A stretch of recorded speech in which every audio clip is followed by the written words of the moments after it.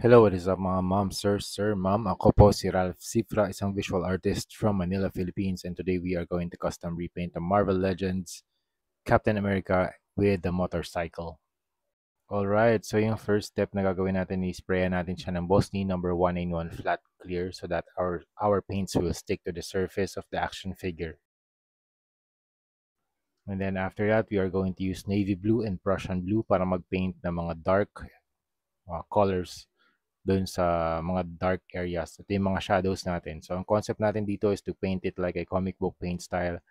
And uunahin natin yung darks, yung lights, and yung lightest na color. So, dark to light tayo. I'm also using a larger round brush para magawa natin yung mga gestural brush strokes.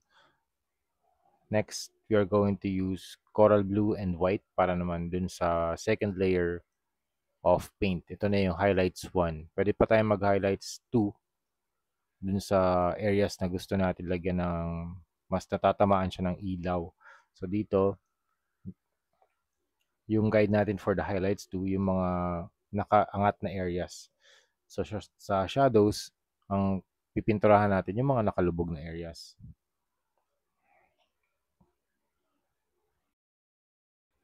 Yan, ito na yung highlights 2 using the ultra white stronger coverage. Thank you very much Hero Paints for sponsoring this video. You can buy Hero Paints sa Shopee or Lazada.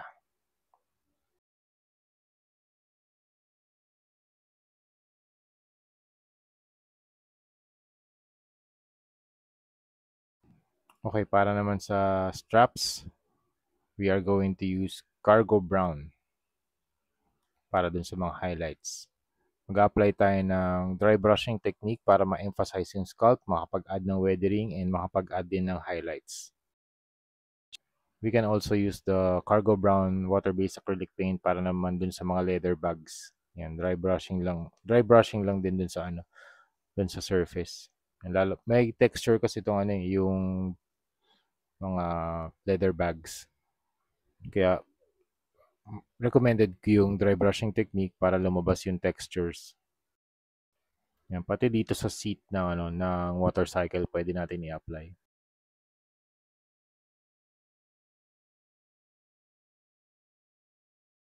For the second layer of highlights, we can use the light camo brown.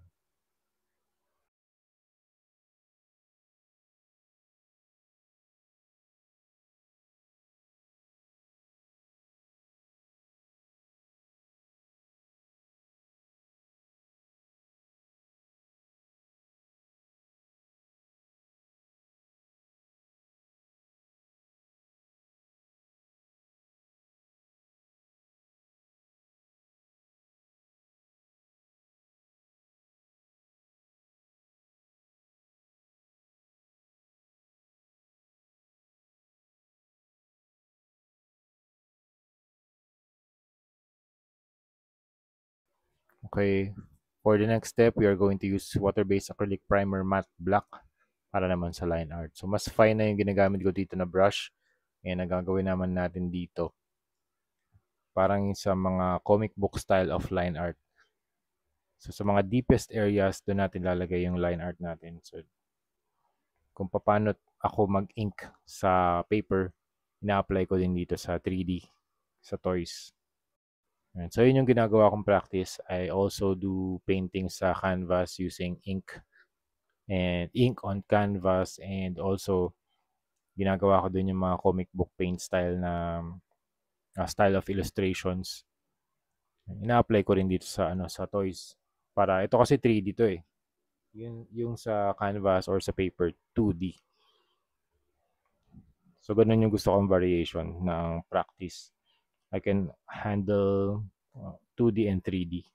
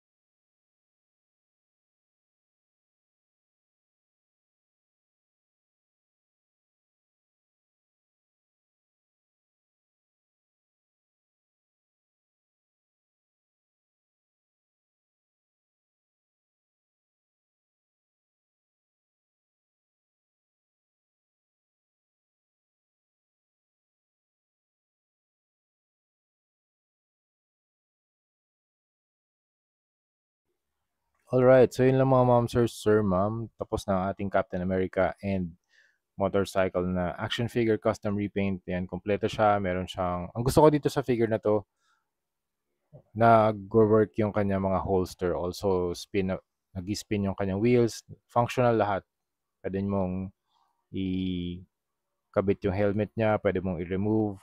You can also put the gun inside the holster. Two guns yan. Meron pa siyang some sort of machine gun or rifle pala dun sa harap. Natatanggal din yung mga containers and bags dun sa motorcycle. This figure has functional na mga holsters. Tapos ang ganda rin nung motorcycle niya. Nakakahawak din siya dun sa handles. Merong side mirror. Chinek ko yung side mirror. Yung side mirror niya isa lang talaga. So yun lang mga ma'am sir. Thank you very much for watching and see you in the next video. Bye-bye.